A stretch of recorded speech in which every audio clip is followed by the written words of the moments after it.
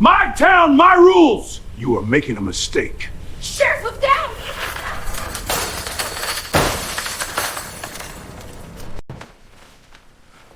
Empty your pockets, now! You need probable cause. Please, let me. I am with the DOJ. You never said that. I saw everything. Get out of my diner. The words hit the room so hard that forks stopped halfway to mouths. Marcus Hayes looked up from his plate of pancakes. He had not raised his voice. He had not bothered anyone. He had paid for his coffee, said thank you to the waitress, and taken the booth by the window, because the morning light was good there. Across from him stood a man in a pressed sheriff's uniform, broad chest forward, silver badge shining like a warning. Sheriff Walter Briggs pointed toward the door. He said, "Get out. We do not need trouble in here." Marcus blinked once. Slow, calm. "I am just eating breakfast, Sheriff." That made the room smaller.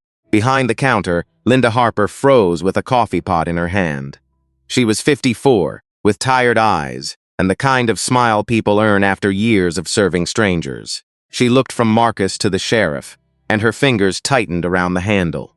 Nobody spoke. Not Frank Miller at the register. Not the old couple in the corner. Not the trucker in the John Deere cap sitting 2 stools down. Everyone heard it. Everyone understood it. And everyone waited to see how far Walter Briggs would go.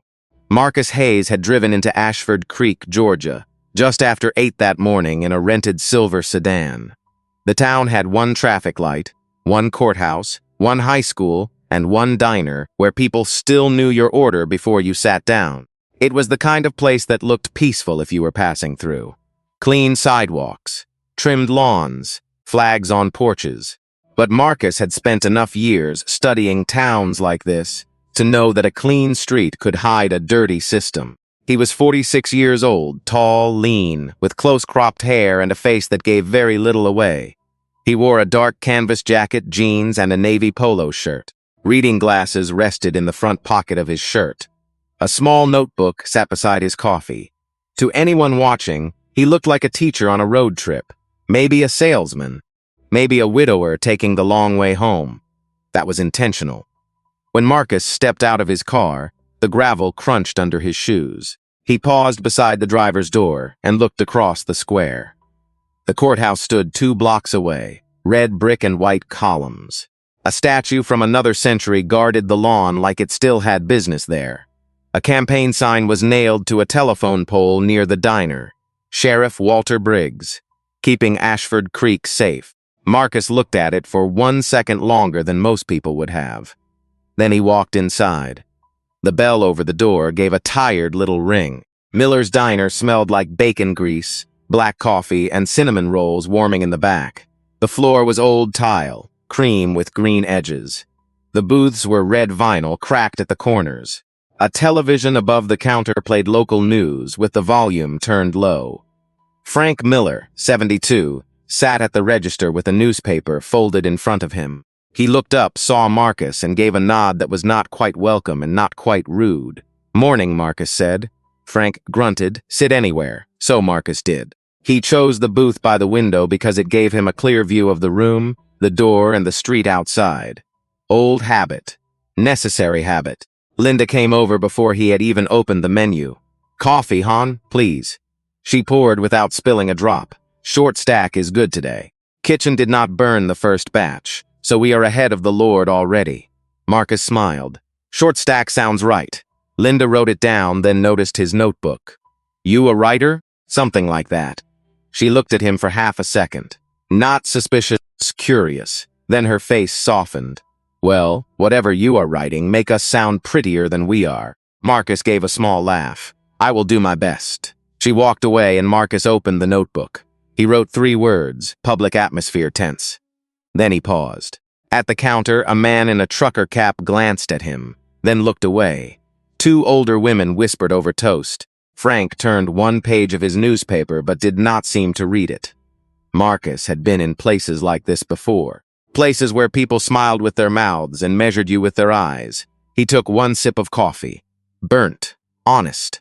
Good enough. His phone buzzed in his jacket pocket. A text from his wife, Nadine. "Be careful today. Love you." Marcus stared at the message for a moment. He pictured her standing in their kitchen in Atlanta, robe tied loose, one hand around her mug, pretending she was not worried. He typed back, "Always. Love you too." Then he put the phone away. Inside the left inner pocket of his jacket, beneath the ordinary fabric, sat a leather credential wallet, gold badge, federal identification, United States Department of Justice, Civil Rights Division. Marcus did not touch it. He had not come to use it, not yet. The pancakes arrived warm, butter melting down the stack. Linda set the plate in front of him and lowered her voice. "You need anything else, hon?" "No, Mom, thank you." That mom made her smile. For a few minutes, the diner felt almost normal. Forks scraped plates, coffee poured. The jukebox in the corner hummed an old country song barely loud enough to hear. Then the front door opened hard. The bell snapped against the glass. Every head turned before the man even stepped inside. Sheriff Walter Briggs entered like the room belonged to him. Behind him came Deputy Kyle Mercer, younger, stiff-backed, eyes already searching for approval. Walter stopped just inside the door. His gaze moved across the booths, the counter, the register, the old couple, the waitress. Then it landed on Marcus, the only black man in the room. The sheriff's jaw tightened. Linda saw it. Marcus saw Linda see it. And somewhere beneath the ordinary sounds of breakfast, something dark began to rise. Walter Briggs took off his sunglasses even though he had not needed them indoors. He folded them slowly, like he wanted the whole room to understand that breakfast was over and something else had begun. Deputy Kyle Mercer stayed near the door with his thumbs hooked into his belt, watching his sheriff the way a dog watches a raised hand.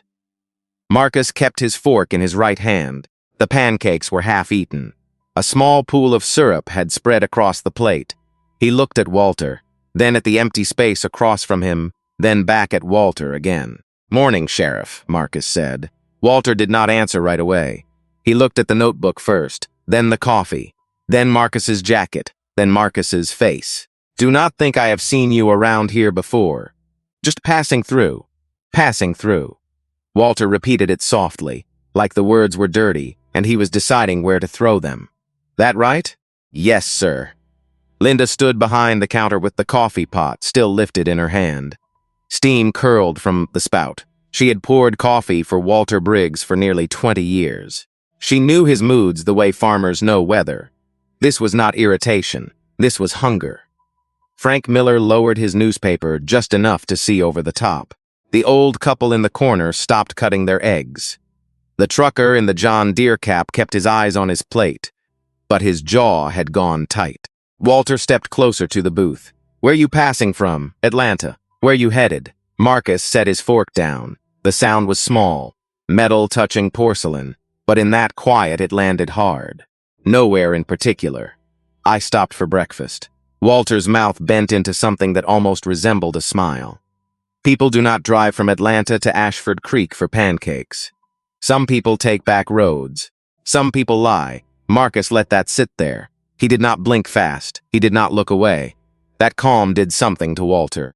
It pressed on a place inside him that needed men to lower their eyes. Walter put one hand on the edge of the table. "Let me see some identification." Linda's fingers tightened around the coffee pot. Marcus reached slowly toward his back pocket. "Slow," he said. Walter's voice snapped. Marcus paused, then continued even slower. He pulled out a plain leather wallet, opened it, and slid his Georgia driver's license across the table. Walter picked it up with 2 fingers. He held it away from himself as if it might stain him. "Marcus Daniel Hayes," he read aloud. "Atlanta, Georgia." Kyle shifted by the door. A faint smirk tugged at his mouth. Walter looked over the license. 46 years old, long way from home, Mr. Hayes. "Not too long, long enough." Walter turned the license over, checked the back, checked the front again. He wanted something wrong, an expired date, a crack in the plastic, a reason, a hook. There was nothing. He unclipped the radio from his shoulder.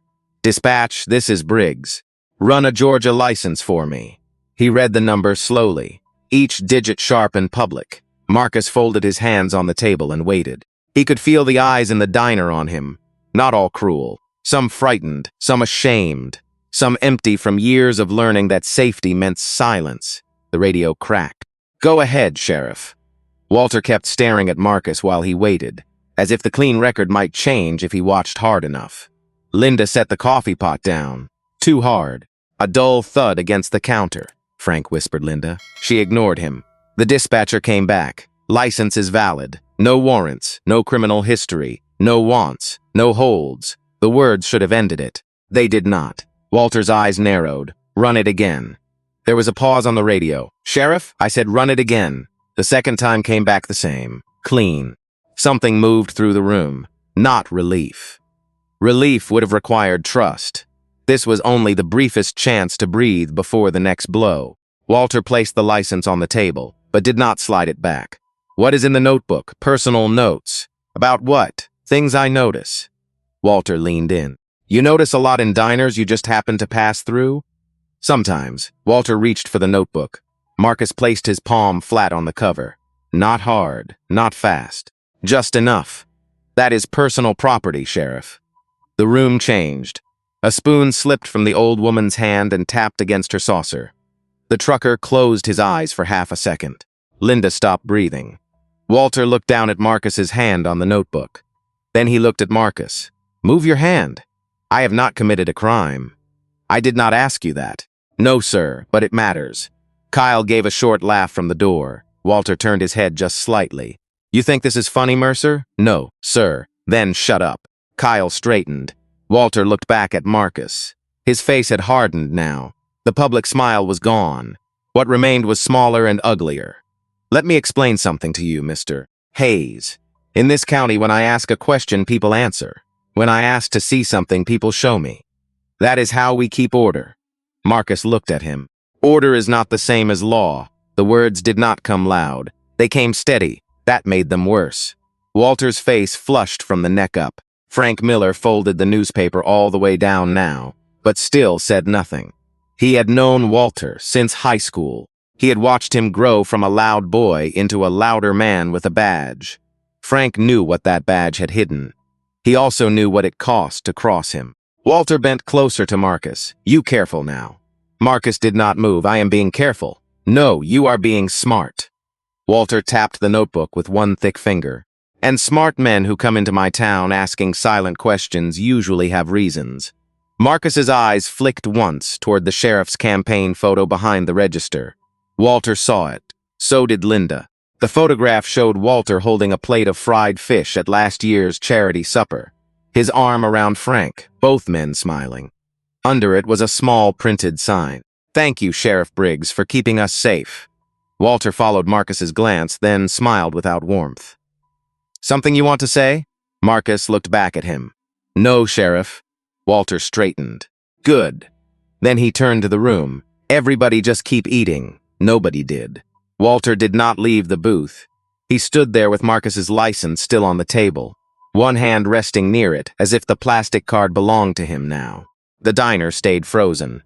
Even the old country song from the jukebox seemed too soft to survive the room. Marcus waited. That was what bothered Walter most. Most men filled silence with explanations. Nervous laughs, apologies, promises that they did not mean anything by it. Marcus did none of that. He sat straight, hands visible, shoulders relaxed, eyes level. Walter had seen guilt before.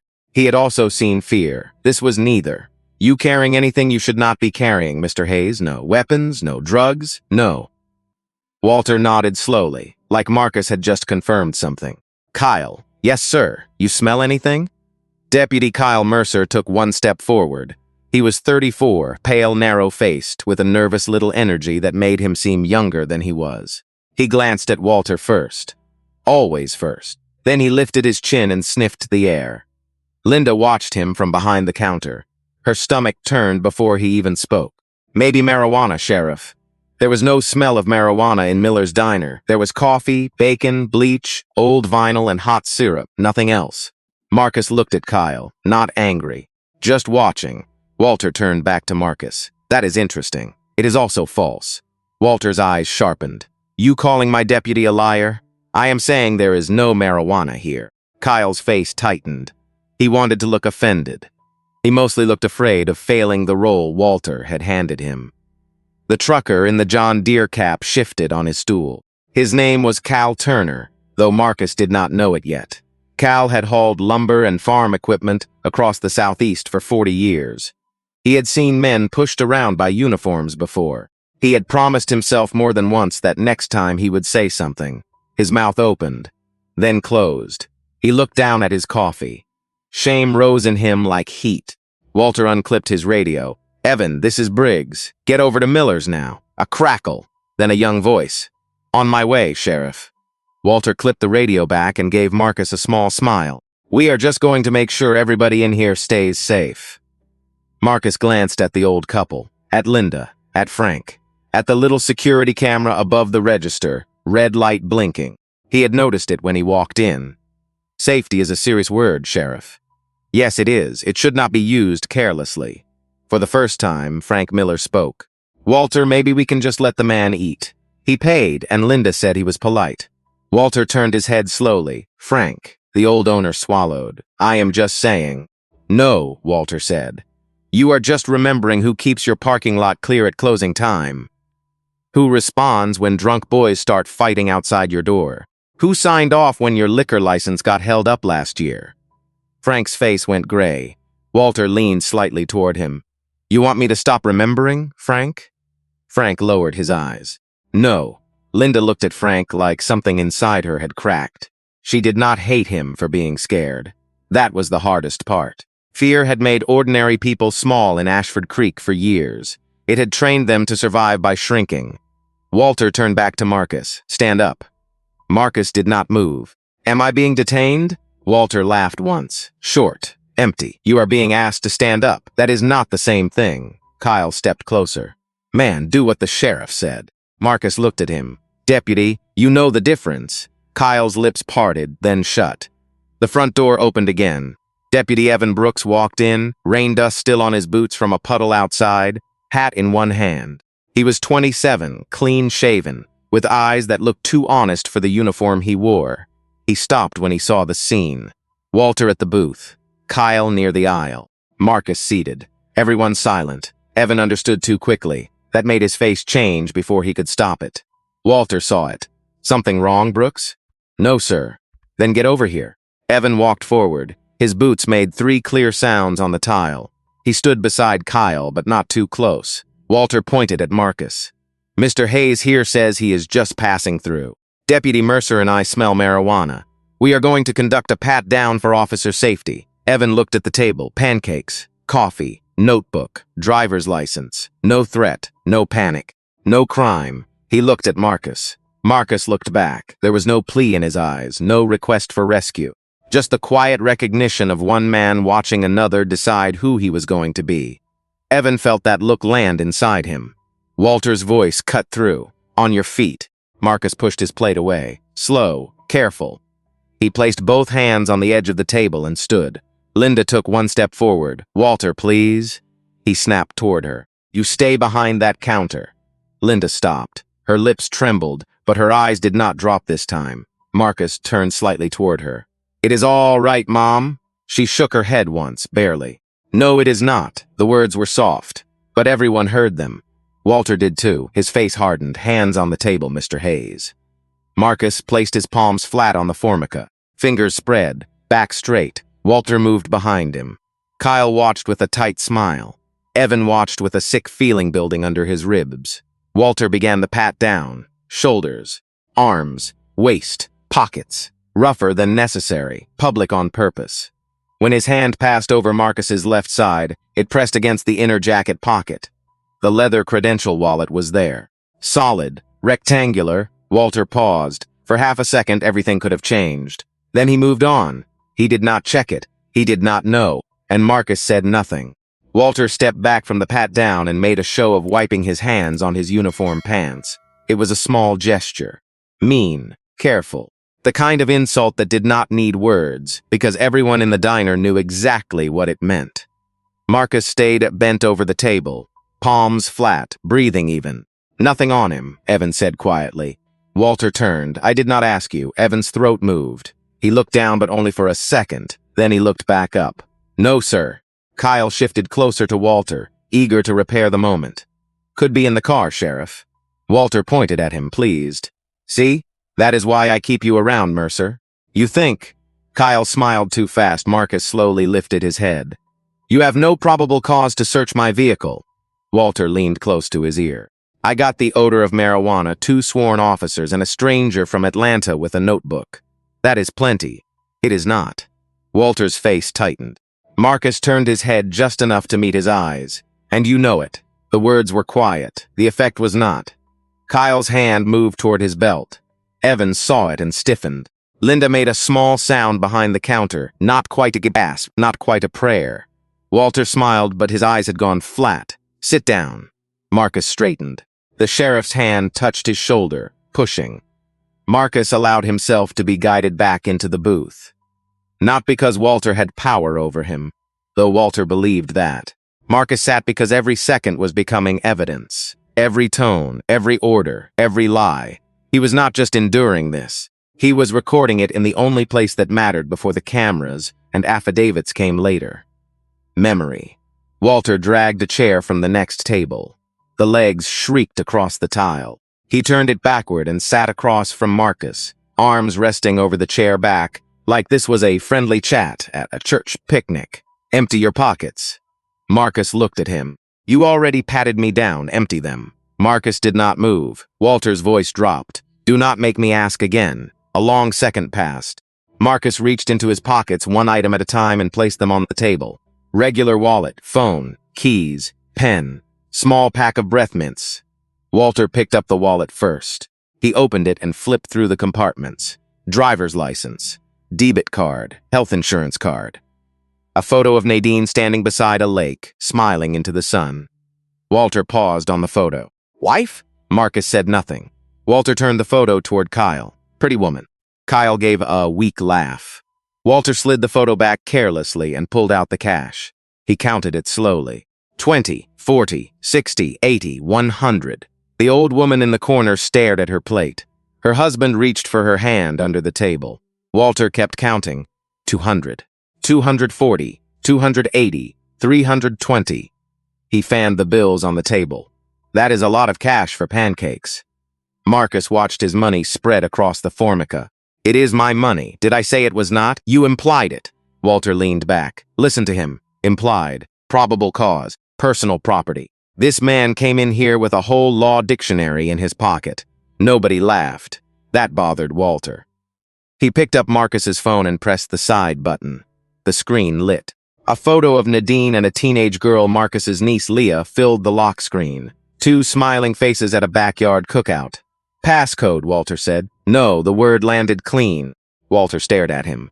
Excuse me? You need a warrant to search my phone. Kyle stepped forward. Man, you better stop running your mouth. Marcus did not look at Kyle. Sheriff, you know the law. I know the law. Everyone here deserves to see whether the law means anything in this county. That struck something deeper than anger in Walter. It struck exposure. His chair scraped back as he stood. Evan searched the vehicle. Evan's eyes lifted. Sheriff, I have to ask. Do we have a warrant? The diner held its breath. Walter turned slowly. What did you say? Evan's face had gone pale, but he did not take it back. I said, do we have a warrant, sir? Kyle looked at Evan like he had just stepped into traffic. Walter walked toward him, one step, then another. I have probable cause. Based on odor? Based on my order. That is not the same thing. It was the bravest thing Evan Brooks had said in his career. It was also the most dangerous. His father had worn a county badge for 32 years and taught him that a badge was not a crown. Evan had believed that. Then he joined Ashford Creek and learned how lonely that belief could be. Walter got close enough that Evan could smell coffee on his breath.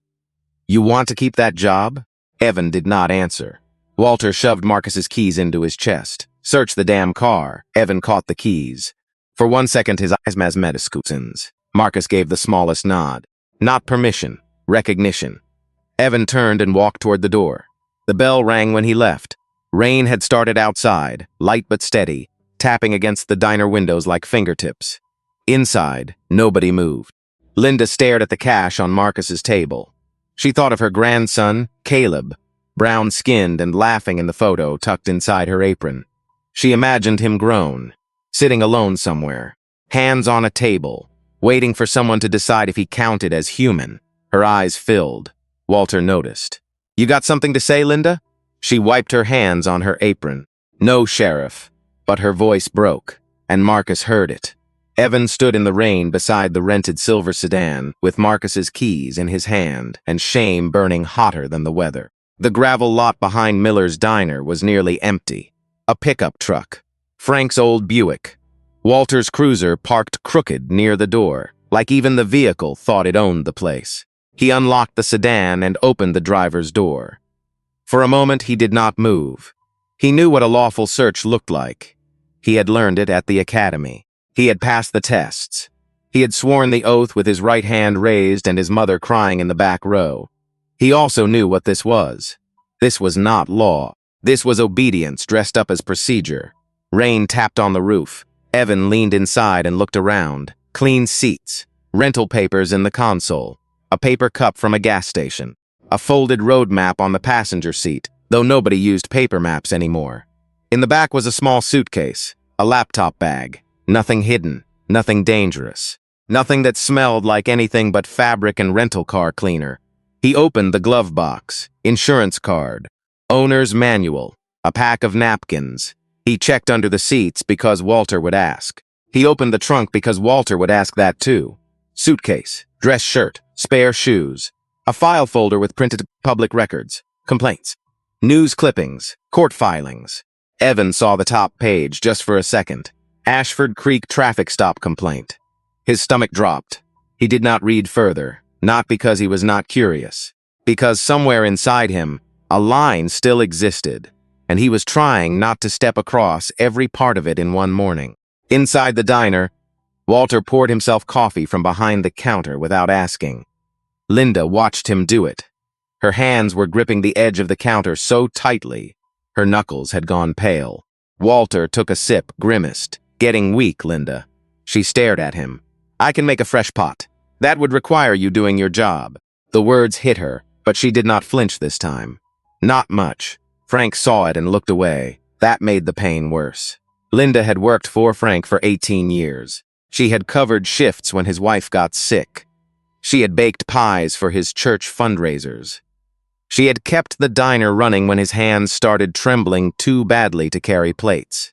And still, when it mattered, he was just another man behind a counter, choosing quiet. Marcus sat in the booth with his hands resting on the table. His cash still lay fanned out beside his phone and keys. His pancakes had gone cold. Syrup had hardened at the edge of the plate. Kyle stood near him, arms crossed. Marcus looked up. No. Kyle blinked. He had expected silence or attitude. Not honesty. Then why now? Marcus's gaze moved around the diner. The old couple, the trucker, Linda, Frank, the camera above the register. Because people remember how you behave when someone tries to make you afraid. Kyle's face twitched. "You trying to teach us something?" "No." Marcus looked back at him. "I am trying to see who already knows." That sentence did something strange to the room. It did not accuse anyone by name. It did not need to. Cal Turner stared into his coffee like he had found himself at the bottom of the cup. The old man in the corner squeezed his wife's hand. Frank rubbed the bridge of his nose. Walter laughed from the counter. "Listen to that. Sounds like a preacher now." Marcus said nothing. Walter walked back toward the booth, coffee in hand. "Let me tell you something, Mr. Hayes.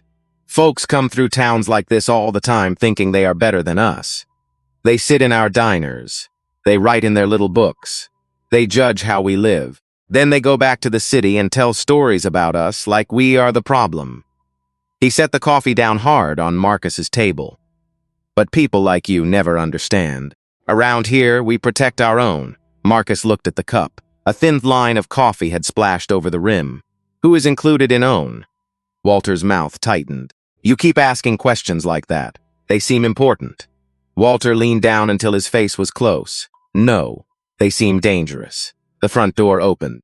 Evan stepped inside, rain darkening the shoulders of his uniform. He held Marcus's keys in one hand. The whole diner turned toward him.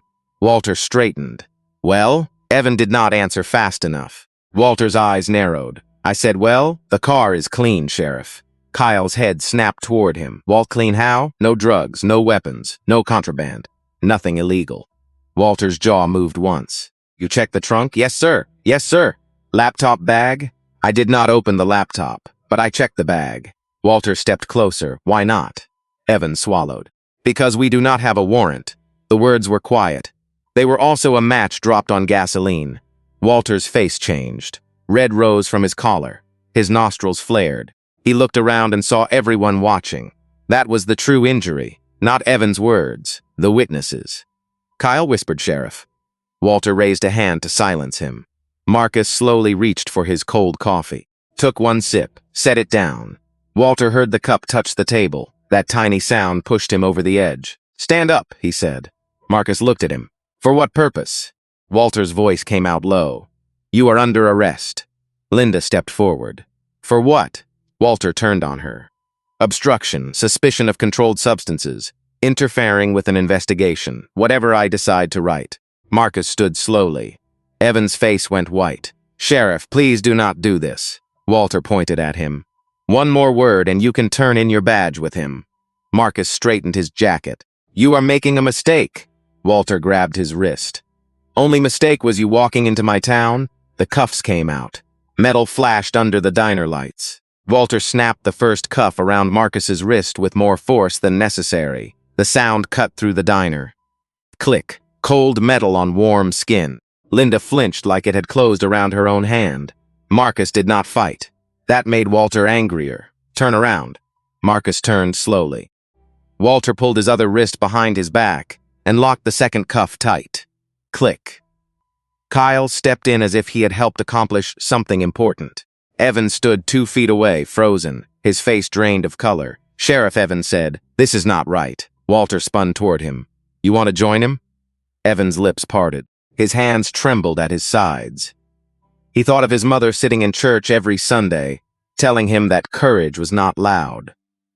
Courage was doing right when your knees shook. His knees were shaking now. Before he could speak again, Walter grabbed Marcus by the back of the jacket and shoved him forward. Move. Marcus stumbled 1 step, but caught himself against the edge of the booth. His notebook slid across the table and fell open. The pen rolled to the floor, turning once, twice, then stopping beside Linda's shoe. She looked down at it. Such a small thing. A pen. A man had brought a pen to breakfast, and the sheriff had answered with handcuffs. Cal Turner stood halfway from his stool. Walter saw him. Sit down, Cal. Cal's face tightened. His shoulders rose and fell with one heavy breath. I am just sit down, Cal looked at Marcus. Their eyes met for less than a second. Then Cal sat. The shame on his face was plain now. No place to hide it. Walter dragged Marcus toward the door. The cuffs pulled his shoulders back. His jacket twisted open at the chest. His shoes scraped across the tile. The whole diner watched him pass, between the booths, like a man being marched through a courthouse, before the trial had even begun. Linda stepped out from behind the counter. Walter, please. You found nothing. Walter kept walking. Linda moved faster than she meant to. She reached the aisle, one hand raised, not touching him, just pleading with the space between them. He did not do anything. Walter stopped so abruptly that Kyle almost bumped into him. Linda. His voice was soft now, dangerous soft. You want to obstruct me too? Linda's hand fell. Frank stood behind the register with his mouth slightly open. He looked smaller than he had 10 minutes ago. Older. The photograph of Walter behind him smiled over his shoulder like a cruel joke. Marcus turned his head toward Linda. Thank you, Mom. 2 words. They nearly broke her. Walter shoved him again. Do not thank her. She is not helping you. They were 3 feet from the door when it happened.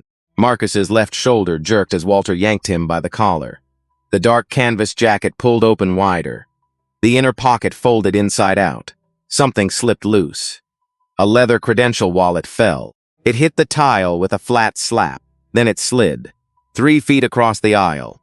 It stopped near the broken leg of an old chair by the counter, face up under the fluorescent light. Gold caught the room, not bright like jewelry. Serious bright, official bright. Linda saw it first. Her eyes dropped to the floor. Her face changed so completely that Frank forgot to breathe.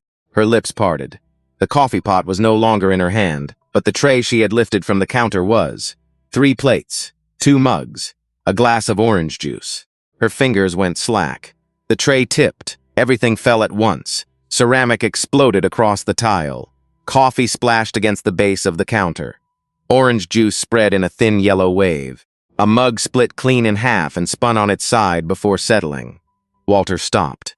"What the hell, Linda?" His voice filled the room and died there. Because she was not looking at the broken dishes. She was looking at the wallet. So was Evan. So was Kyle. So was Cal. Walter followed their eyes. At first, he did not understand what he was seeing. His mind rejected it. It had to be a trick of light, a badge from some security company, a retired officer thing, something fake, something small enough for him to crush. Then he read the words printed beside the photograph. United States Department of Justice, Civil Rights Division. Walter's hand fell from Marcus's collar. The room became so quiet that the rain outside sounded loud against the windows. Kyle took 1 step back. Evan closed his eyes. Frank whispered, "Oh Lord." Marcus stood upright, cuffed, calm, the same man he had been before the badge fell. But now everyone could see what Walter had not cared to see. Authority, not loud authority. Not the kind that kicked doors open, the kind that waited, watched, remembered. Marcus turned his head slowly and faced Walter. "Sheriff Briggs." Walter swallowed. The movement was visible in his throat. Marcus's voice was even. "My name is Marcus Hayes. I am a senior investigator with the United States Department of Justice Civil Rights Division." Nobody moved. "I came to Ashford Creek to investigate formal complaints involving unlawful stops, warrantless searches, and racially discriminatory policing by your department." His eyes did not leave Walter's face. "I did not expect to become part of the evidence." Linda covered her mouth with both hands. Tears slipped down her cheeks before she could stop them. Walter stared at Marcus like the floor had vanished beneath him. "Take these cuffs off," Marcus said. For the first time that morning, Walter Briggs looked afraid. Walter Briggs's fingers trembled. Nobody in Miller's Diner had ever seen that before. Not Linda, not Frank, not Cal Turner, not even Kyle Mercer. For almost 20 years, Walter Briggs had been the biggest voice in every room. He had buried people under that voice, scared them with it, built his reputation on it. And now it was gone. He looked down at the handcuff key in his palm as though it belonged to someone else. Marcus waited. Rain tapped softly against the windows. Coffee dripped from the counter onto the floor. Somewhere in the kitchen, bacon crackled on the grill, forgotten. "Take them off," Marcus repeated. Walter swallowed. "Mr. Hayes, now hold on. There has been a misunderstanding." Marcus's eyes never moved. "Take them off." Walter's hand shook so badly he missed the keyhole the first time. Kyle stared. "Uff." Walter snapped around. "Shut up." The second try worked. Click. One cuff opened. Then the other. Marcus rubbed his wrists once. Nothing dramatic. No anger. No speech. He simply bent down and picked up the credential wallet himself. The gold badge disappeared back into his hand. Walter forced a laugh. "You should have told me who you were." Marcus looked at him. "Would it have changed how you treated me?" Walter opened his mouth. Nothing came out. The answer was sitting all around them. On the table. In the broken dishes. In the spilled coffee. In the camera blinking above the register. Linda suddenly remembered the camera. Her eyes lifted. The red light was still on. Everything. It had recorded everything. Walter followed her eyes. His face went white. For the first time that morning, real fear entered him. He turned to Frank. "You shut that thing off?" Frank stared at him. "No." Walter looked at Kyle. "You saw him resisting." Kyle blinked. "Resisting?" Walter stepped closer. "Tell them he resisted." Kyle's face had lost all color. "Sheriff, I tell them." Kyle glanced at Marcus, then at the handcuffs, then at the broken plates, then at Evan. Evan Brooks stood perfectly still. "No, sir." Walter froze. "What?" Evan's voice shook. He never resisted. The room became silent again. Walter stared at him. "You stupid son of a no, sir." Evan swallowed hard. "No. You said we smelled marijuana. There wasn't any. You ordered the search. There wasn't anything." And he never resisted. Walter looked around. Nobody met his eyes. Nobody. Not Kyle. Not Frank. Not Linda. Not Cal. Not the old couple. Nobody. And suddenly, for the first time in years, Walter Briggs found himself alone. Marcus calmly returned to his booth. He stepped over the broken dishes, pulled his notebook back toward him, picked up his pen, sat down. The movement felt almost surreal, like a man returning to breakfast after a storm. Walter stared. "Mr. Hayes, listen." Marcus began writing. Walter moved closer. "Mr. Hayes, nothing." The pen continued moving. Walter leaned it over the table. "I said, listen to me." Marcus stopped writing, slowly looked up. "My attorneys will listen." Walter blinked. "Attorneys? This was all a misunderstanding." "No." Marcus's voice remained calm. "This was observation. You just did not know you were being observed." Walter's breathing became uneven. "Now hold on. We can fix this." Marcus looked up at the camera above the register. "Can you fix video?" Walter followed his eyes. His shoulders sank. Linda suddenly stepped over the broken ceramic. 20 years. Everyone turned. Her voice cracked. 20 years I poured your coffee. 20 years I watched people look away. 20 years I looked away. Tears rolled down her cheeks, no more. She reached down and picked up the telephone beside the register. Walter's eyes widened. "Linda, don't." She looked directly at him. "No, you don't get to tell me what to do anymore." Her fingers shook, but she dialed. Marcus watched her quietly. Not with pride, not with satisfaction. Something gentler, respect. Because courage was rarely loud. Sometimes courage looked like a 54-year-old waitress with tired eyes and trembling hands, deciding that fear had stolen enough years. The line connected. "Department of Justice." A woman's voice answered. Linda wiped her tears. "My name is Linda Harper. I work at Miller's Diner in Ashford Creek." She looked at Marcus, then at Walter, then at the camera, and she spoke the sentence that changed the town forever. "A sheriff in my diner just unlawfully detained a federal investigator, and I saw everything." Walter Briggs closed his eyes, because deep down he knew. The worst part wasn't that Marcus Hayes had come to Ashford Creek. The worst part was that Marcus had not come alone. Truth had walked in with him, and truth was harder to arrest than a man. The first unmarked sedan arrived 40 minutes later. It came in slow through the rain, black tires grinding over wet gravel, headlights washing across the diner windows. Nobody inside spoke when it pulled up. They only watched. Then a second sedan followed, then a state SUV. Walter stood near the counter with his arms folded, trying to look angry because anger was the only mask he had left. But his eyes kept moving. Door, camera, Marcus, door again. He was waiting for the world to return to normal. It did not. 2 agents from the Georgia Bureau of Investigation stepped inside first. Dark jackets, calm faces, no raised voices, no theater. That alone made them feel more powerful than Walter had felt all morning. The taller agent, a woman in her late 40s with silver threaded through her brown hair, showed her credentials to Marcus. "Special Agent Diane Rowe, GBI. Marcus stood. "Agent Rowe." They shook hands.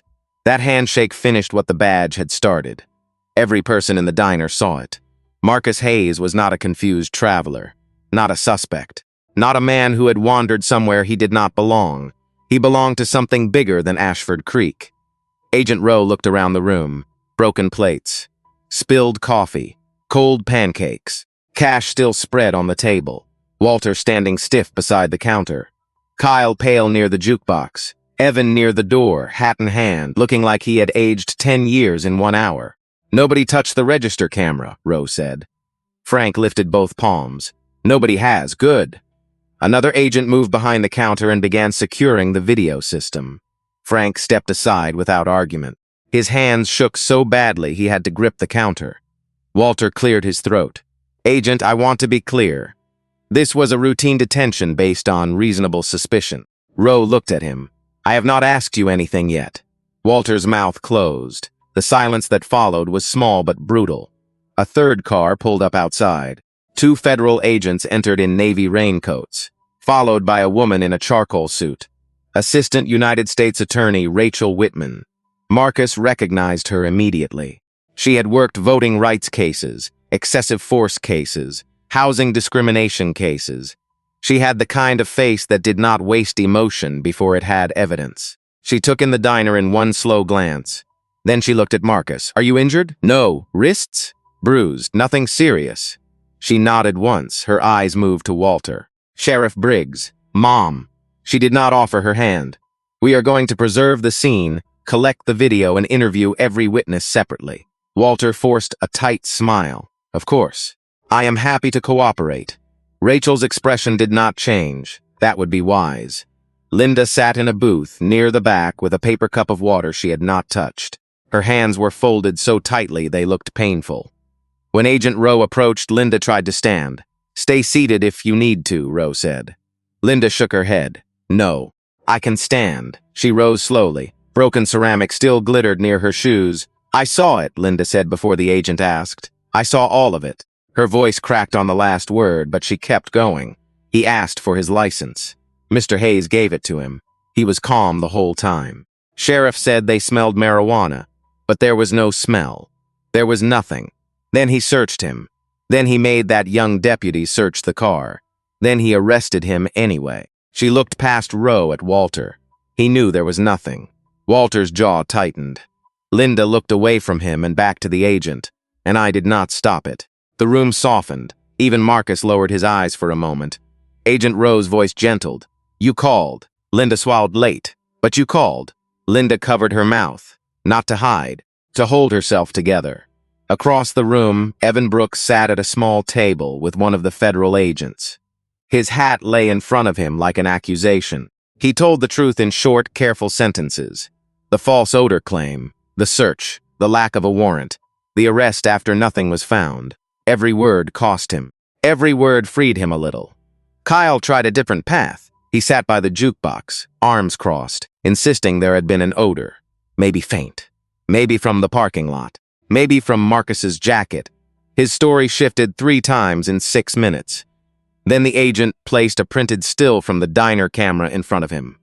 Kyle stared at himself in the image, smirking, watching Walter count Marcus's cash. His voice fell apart.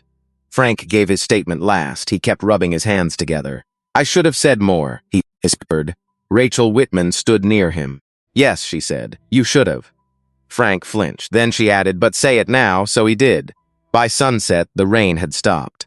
News vans waited beyond the yellow tape. Walter Briggs stood in the gravel lot while Agent Rowe took his badge, then his service weapon, then his keys, one by one, metal leaving him, power leaving him.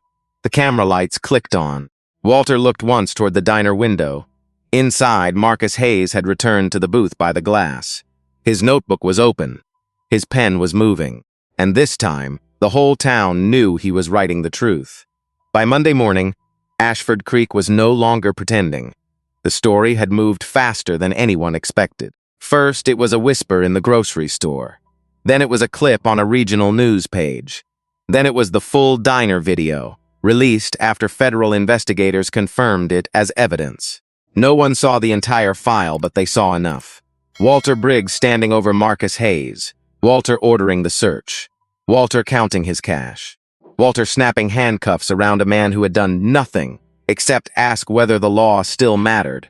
By noon, the courthouse square was full of people who had spent years swallowing stories no one wanted to hear. A mechanic named Leon Price stood on the sidewalk with his work shirt still stained in motor oil. He had been pulled over 3 times in 6 weeks for a broken taillight that was never broken. A retired nurse, Evelyn Brooks, came with her church hat pinned straight and a folder in her hand. Her grandson had been held in a cruiser for 40 minutes, walking home from football practice. A mother named Denise Carter arrived with 2 children holding her hands. She had been handcuffed on her own porch over a noise complaint while her boys screamed from the doorway. They had all thought they were alone. That was the cruelest trick of power. It makes every victim feel separate. Marcus knew that pattern too well. He sat in a conference room at the county library with Assistant United States Attorney Rachel Whitman and 2 civil rights attorneys from Atlanta. The room smelled like old paper and floor polish. Through the glass wall, he could see people waiting in folding chairs, each one holding a story like something breakable. Rachel looked through the growing list. 14 so far. Marcus nodded. There will be more. He said it quietly, not with satisfaction, with grief. Because more evidence meant more harm. More proof meant more people had been made small before anyone important looked closely enough to see it. Linda Harper sat 3 chairs from the door, hands folded over her purse. She had not planned to come. She had already given her statement. She had already done her part, or that was what she told herself. Then she saw Denise Carter on the news. She saw the children. She saw Caleb's face in theirs. So she came. When Denise stepped out of the interview room, her eyes were red. Linda stood. For a moment, the 2 women only looked at each other. "I am sorry," Linda said. Denise's face tightened. "For what?" Linda swallowed. "For all the times I saw things and stayed quiet." Denise looked past her toward the courthouse. "That is a long list around here." "I know." Denise's children pressed closer to her legs. Linda looked down at them. "I know it is late." Denise studied her face. The anger did not leave. It should not have. But something softer moved beside it. "Late is better than never," she said. Then she walked outside. Linda sat back down and cried without making a sound. Across town, Walter Briggs sat in his kitchen with the blinds closed. His suspension papers lay on the table beside a mug of coffee gone cold. His wife, Carol, stood at the sink, staring into the yard. She had not spoken to him much since the video aired.